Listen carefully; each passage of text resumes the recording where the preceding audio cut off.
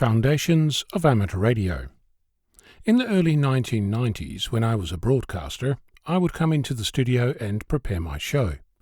That involved hours of preparation, but on the technology side, it involved vinyl records, reel-to-reel tape on open spools, looped tape on cart, running edits, and razor blades. If you're not familiar, a running edit is where you're playing the tape at normal speed and you hit record at just the right moment to replace the content. Of course, that also requires that the thing you're recording is synchronized. Imagine yourself with 4 hands and 3 ears, and you'll have a good idea. Razor blade edits required that you mark the tape where the audio started, chop the tape at that point, and stick it to another piece of tape. The joy of having sticky tape, razor blades and audio tape strewn around the room and hoping that the tape didn't let go when you transferred the audio to a broadcast tape. If you wanted to play a song at the right time, you had to start it by putting the needle on the record, spinning the platter until you heard the song, then stopping the platter, winding back half or three-quarter turn from where the audio started, depending on the speed and torque of the turntable, and then when you hit play, you'd have about half a second until the music started. At the beginning of the 1990s, that was how it was done. Then compact disc came in, and we could queue up a song and hit the go button and get almost instant sound. You could change tracks at the turn of a dial. Vinyl records were phased out pretty quick. In 1993, I switched radio station, and instead of reel-to-reel, we used DAT, or digital audio tape. It had the advantage that there was no discernible loss of audio quality as you copied material, but there was no editing, since the bits on the tape needed to be aligned, and you just couldn't do that with most of the available gear. The startup delay was horrendous too, several seconds, if I recall. A lifetime of dead air, if you got it wrong. You might be wondering why I'm going down memory lane like this. The reason is that something changed, fundamentally, almost overnight.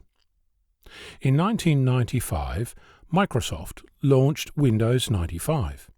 It was in August, and as the local computer show, I organized a competition to give away a copy of Windows 95. I edited my competition stinger, a 15-second and a 30-second promotional audio segment, entirely on my computer.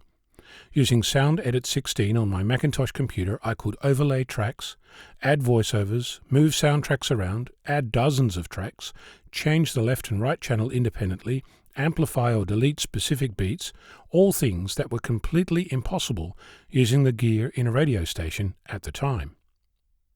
When I brought my stinger into the station manager's office on my laptop computer, the earth shifted. Overnight, everything changed. At that point, radio stations around the globe started the race towards entirely being run from hard disk.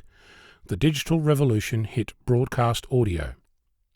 That's almost a quarter century ago, but that change cannot be overstated.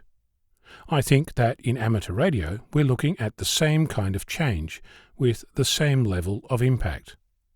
Today, you can go online and buy a Nano VNA for less than $100.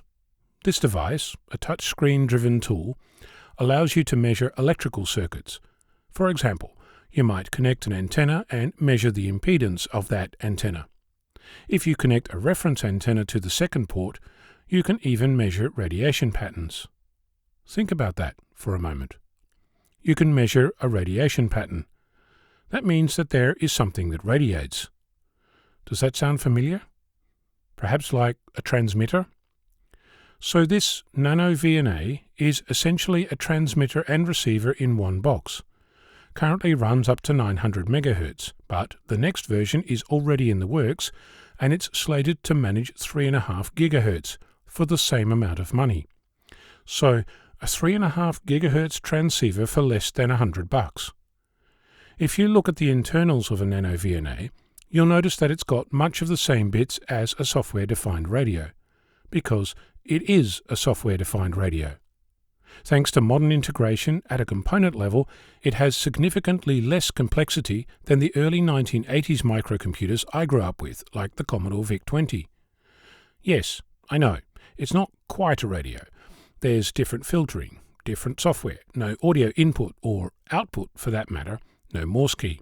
It doesn't do FT8 or some other fancy mode. But guess what? It's all software. The parts of this device aren't complicated. They're cheap, simple to program. And I don't think it's going to take long before we see a new explosion of software-defined transceivers that are begging to be used by radio amateurs around the globe. We live in exciting times would be the understatement of the year. I'm Onno, Victor Kilo 6, Foxtrot Lima, Alpha Bravo.